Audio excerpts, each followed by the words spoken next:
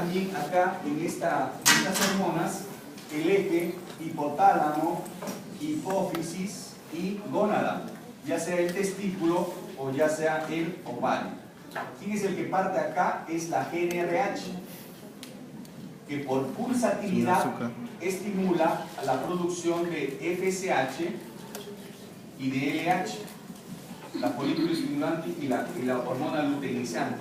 Recuerden que en el caso del testículo, la LH, en el caso del testículo, la LH estimula directamente a las células de Leydig para producir ¿qué cosa? Testosterona. Y la FSH estimula las células de Sertoli, ¿no? Y las células de Sertoli producen una serie de sustancias, dentro de las cuales está la sustancia antimülleriana, que es la responsable de atrofiar los conductos de Müller, ¿no? Codificado, por supuesto, por los genes que corresponden al segundo género.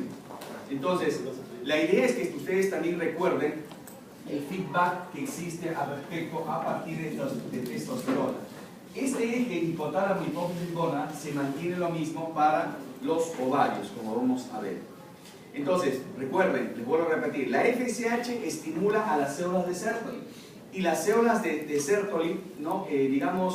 Son células que tienen que ver pues, con la producción de muchas sustancias, por ejemplo, la inhibina. La inhibina es producida por las células de Sertoli. Y la inhibina tiene un factor de retroalimentación negativa sobre la FSH. O sea, del mismo modo que la Leydig puede codificar o puede programar la retroalimentación negativa con la LH, la célula de Sertoli secreta inhibina para regular la producción de FSH. De tal manera que ambas gonadotrofinas están, digamos, dirigidas por la concentración de testosterona y de inhibina. También hay la activina, ¿no? Que en realidad viene a ser un factor activador, que es menos importante, pero recuerden que también las células de Sertoli son capaces de producir testosterona local en el testículo, porque el testículo requiere mucha testosterona, especialmente los componentes que están, digamos, al lado del conducto germinativo. Y la LH prácticamente dirige la producción de testosterona a partir de las células de Leydig. ¿Ok? Bien, entonces recuerden que la testosterona, ¿no? En el testículo es el producto final, más importante, ¿no? En el varón. Pero recuerden también que cuando van al tejido blanco, ¿no? La acción no solamente es de la testosterona, sino también de una sustancia que sale por reducción de la testosterona, que es la dihidrotestosterona. Ambas son importantes en la expresión de los caracteres sexuales secundarios, la testosterona y la dihidrotestosterona, ¿ok? Y en el caso del ovario, ya vamos a ver que la testosterona o el andrógeno que se produce en el propio ovario se origina por aromatización a estradiol, pero siguiendo las mismas vías enzimáticas. ¿Ok? Bien, eso lo vamos a seguir insistiendo. La idea es que el testículo comienza su funcionamiento a una etapa temprana. El testículo tiene que ser, pues, digamos, un tejido funcionante.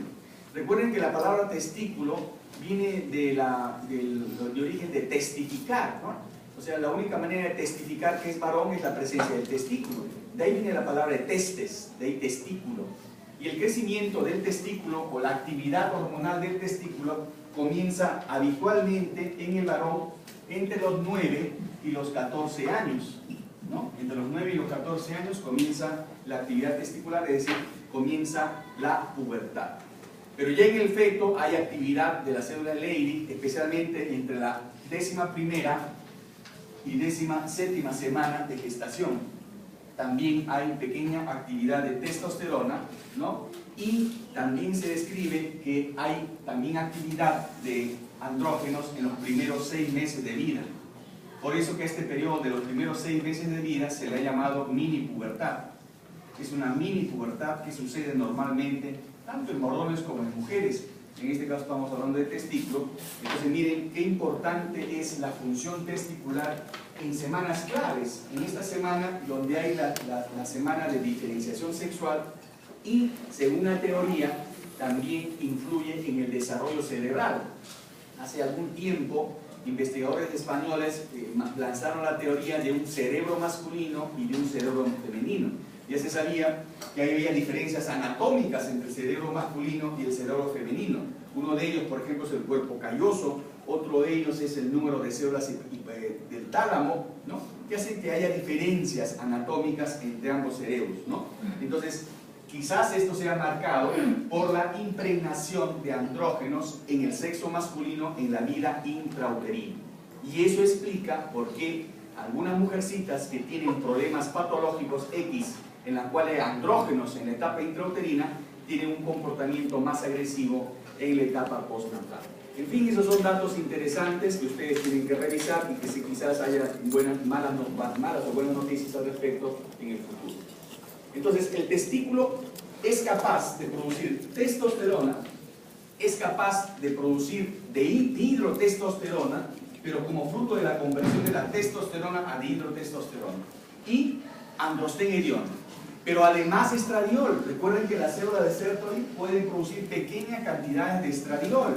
Entonces, y eso también es necesario que recuerden, o sea, el testículo puede producir andrógenos y estrógenos.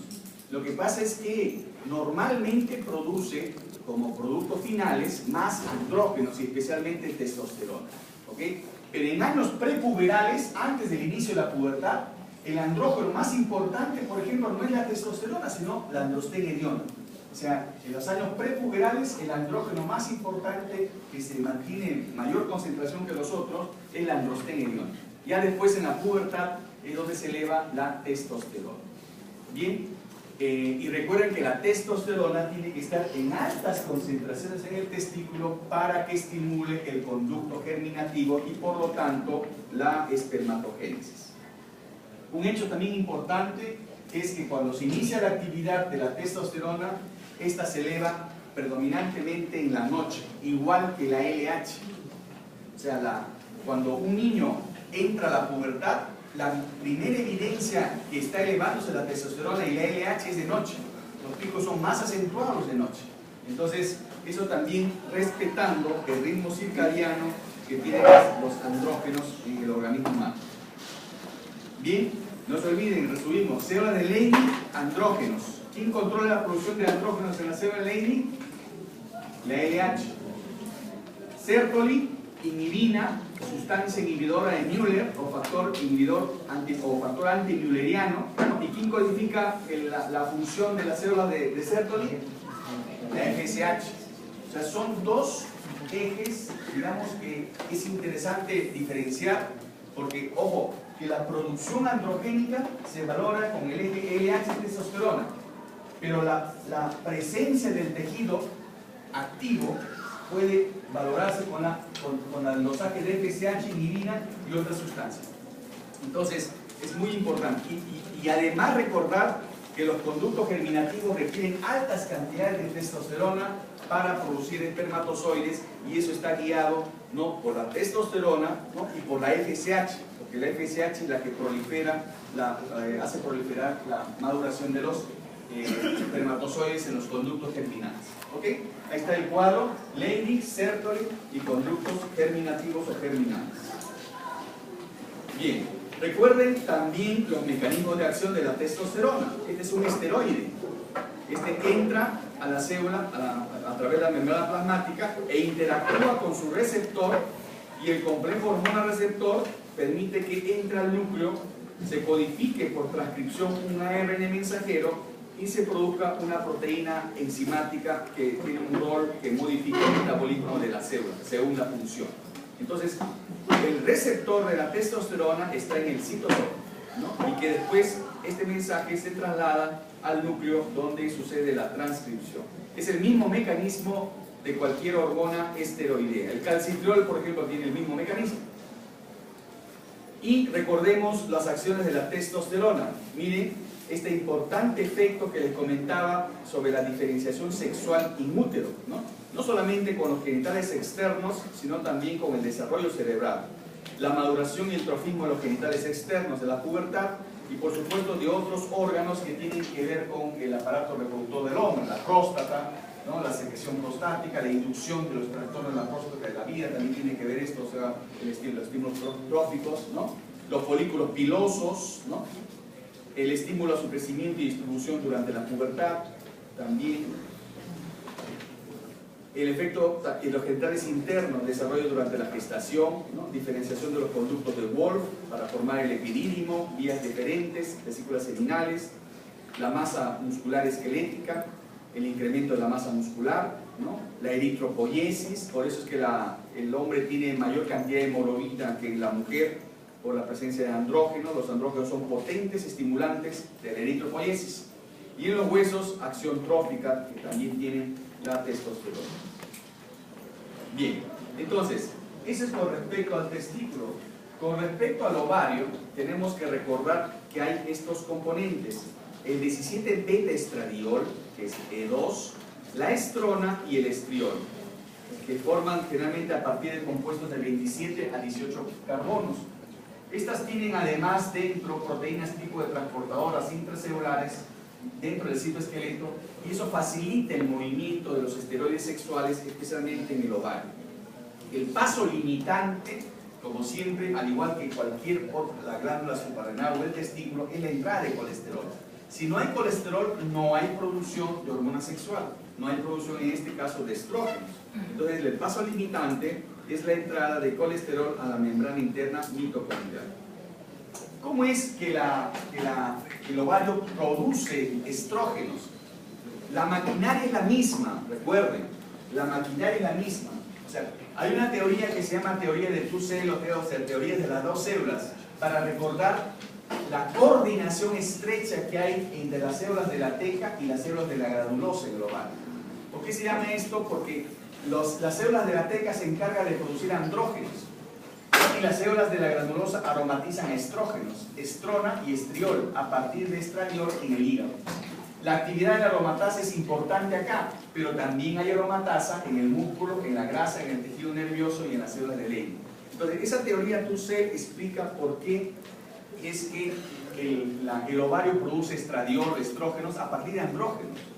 Las células de la teca producen andrógenos. ¿A partir de qué? Del colesterol. O sea, colesterol, pregnenolona, dihidroxiprogesterona, dihidroepiandrosterona, androstenediona. Hasta ahí va. Y de ahí lo pasa a la célula granulosa, que finalmente convierte sus andrógenos por aromatización en estrógenos. No son los mismos pasos enzimáticos, ¿no?, que se complementan acá en base a la intervención de dos componentes celulares de los ovarios. No se olviden las células de la teca, ¿no?, y las células de la granulosa, que forman la teoría two cell. ¿Okay? Bien, ¿qué hacen los estrógenos? Ustedes saben muy bien que estimulan el crecimiento de los tejidos, ¿no?, flujo sanguíneo y retención de agua en los órganos sexuales, ¿no? En el hígado incrementa la captación rápida de lipoproteínas LDL. Por eso es que las mujeres, mientras estén en edad fértil, tienen menos riesgo coronario que el varón. Y por eso es que las mujeres aumentan su riesgo coronario cuando entran a la menopausia, porque ahí disminuye el estrógeno y disminuye la capacidad de captar el LDL. Y por eso se acumula más el colesterol. Entonces, esos hechos también hay que recordar. Incrementa el nivel de coagulación, ¿no?, en piel, el turgor y la producción de colágeno, y efectos neuroprotectores que tiene también el cerebro. Por eso los accidentes cerebrovasculares aumentan en la mujer en la etapa de la menopausia. En el ojo baja la presión intraocular, son vasodilatadores. En el hígado estimula la captación de lipoproteínas, como hemos dicho, y la producción de factores de coagulación. Favorece la mineralización ósea. Esto también es un efecto muy estudiado. El estradiol, el estrógeno, cierra el cartílago de crecimiento tanto en el hombre como en la mujer. O sea, el cierre del cartílago de crecimiento es por estrógenos, en ambos. En la mujer directamente, porque el ovario produce directamente estrógenos, permite colaborar con el crecimiento de los huesos largos, pero a la vez cerrar el cartílago de crecimiento. En cambio, en el testículo se produce primero testosterona que llega al hueso. En el hueso también colabora con la elongación de los huesos, pero dentro del hueso, ¿no?, se convierte en estradiol por aromatización. Y eso permite que se acumule estrógenos en el hueso del varón y cierre el cartílago de crecimiento. O sea, el varón se demora más. Y eso explica por qué la mujer crece más rápido y se queda. Y el varón se demora en crecer y crece más, bueno, no hay excepciones como ustedes saben, pero generalmente el varón es más alto que la mujercita, ¿no es cierto? Además, ya vamos a revisar cómo los estrógenos estimulan el crecimiento del endometrio. Bien, el estradiol responsable del desarrollo de caracteres sexuales secundarios, ¿no? Bueno, y los órganos genitales, ¿no? La distribución de las grasas, ¿no? Y la maduración ósea. Y acá para que vean el efecto de la testosterona y el estradiol con respecto a la osteoprotegerina. La osteoprotegerina es una potente proteína antirresortiva, o sea, evita la resorción ósea. La testosterona lo disminuye y el estradiol lo aumenta. En relación al desarrollo de osteoclastos, miren, los dos la afectan. En la resorción osteoclástica, el efecto de la testosterona y el estradiol, y en la apoptosis osteoclástica también, y la interleuquina 6, que es calificada como una citoquina proresortiva. Entonces miren los efectos que tiene la testosterona y el estradiol. Entonces eso para que se den cuenta cómo estas son células blanco, de la testosterona y el estradiol. ¿Okay? Ojo, que estamos hablando de hormonas que van a influir en el desarrollo óseo, o sea, ya no solamente recordar la vitamina D, ya no solamente la PTH, la calcitonina, sino también el estradiol, la testosterona, que también son hormonas que influyen en el metabolismo de la célula ósea. Bien, y recordar también lo que les dije al comienzo de la clase de la glándula suprarrenal, cómo es que a partir de la dihidroepiandrosterona sulfato se puede formar estriol, formando esta unidad fetoplacentaria. La adrenal fetal, la suprarrenal fetal, colabora con la placenta para mantener el embarazo en las primeras etapas de la gestación. Miren cómo el andrógeno se convierte por estos pasos en estriol, en el sincitio trofoblasta. Esto es importante y a esto se llama unidad feto-placenta, la colaboración del feto con la función placenta. Bien, el estrógeno se liga reversiblemente a una globulina liberadora de hormona sexual, la beta-globulina, con menos afinidad a la albúmina, pero siempre hay una fracción libre, que es la fracción activa del estradiol. Los estrógenos son metabolizados por sulfatación y glucuronización y excretados por bilis y orina. Recuerden, no se olviden, el hígado tiene varios mecanismos de eliminación. Y acá son dos, sulfatación y glucuronización. Y ustedes ya saben de dónde sale el ácido glucurónico. ¿De dónde sale el ácido glucurónico? De la glucosa. Eso no se deben olvidar. Y eso se elimina por bilis y orina, ¿no? Así del mismo modo que ustedes van a ver en muchas drogas, cuando van a farmacología, muchas drogas se eliminan por sulfatación, glucuronización, etc. Y acá está el eje: hipotálamo, hipófisis, ovario. Hipotálamo, la GnRH, la hormona liberadora de gonadotrofinas. La hormona luteinizante, la hormona folículo estimulante. Estimulan el ovario y esto va a producir estrógenos y progesterona, ¿no es cierto? Y esto va a afectar el desarrollo del útero, y el útero, como expresión de esa desesperación de no poder ser madre, la menstruación. ¿Por qué es la menstruación? Ya van a ver que en fisiología solamente les han dicho que la menstruación en realidad viene a ser la desesperación del útero ante la no llegada del óvulo fecundado, porque en realidad el útero se prepara para recibir con toda la fiesta y la pompa al óvulo fecundado, pero entonces no recibe, generalmente no es así, ¿no? Recibe a un óvulo que no está fecundado y comienza la otra historia de llanto, que es el llanto menstrual que las niñas pues conocen, ¿no? Bien, entonces recordarles, miren, la FSH estimula las células de la granulosa y determina la maduración de los folículos ováricos. Por eso se llama folículo estimulante, ¿no? Y esos folículos son los que producen finalmente estrógeno. Entonces, ¿quién va a estimular, iniciar la activación de los folículos? Es la hormona folículo estimulante. Los folículos están acá, pero ¿quién inicia la maduración? La FSH. Y cuando inicia la maduración, ese folículo comienza a producir estrógenos. Entonces llega un momento en que ya colabora con la FSH, la LH, según el ciclo, y conduce a la maduración total del folículo de Graf y a la formación del cuerpo lúteo, ¿no? Después de la ovulación, con la formación consecuente de progesterona. Recuerden que la LH va aumentando poco a poco. La LH aumenta hasta que hay un pico de estradiol el estradiol comienza a aumentar también, y ese pico de estradiol provoca el pico de LH, y la LH es la que provoca la ovulación. Eso quiere decir, para que haya ovulación, tiene que haber el pico de LH a mitad del ciclo menstrual. En el ovario, los folículos desarrollan e involucionan a lo largo de la vida, o sea, hacen atresia, aún antes del nacimiento. Miren que hay actividad ovárica antes del nacimiento. Por eso que los bebitos en el primer año de vida tienen ovarios a veces con quistes, con folículos, porque es normal, porque eso refleja que hay actividad ovárica en los primeros meses de vida inclusive. Al momento de la pubertad, miren cuántos soldados se preparan. 300.000 ovocitos están dispuestos a ser fecundados, ¿no? Por supuesto que no todos llegan con éxito,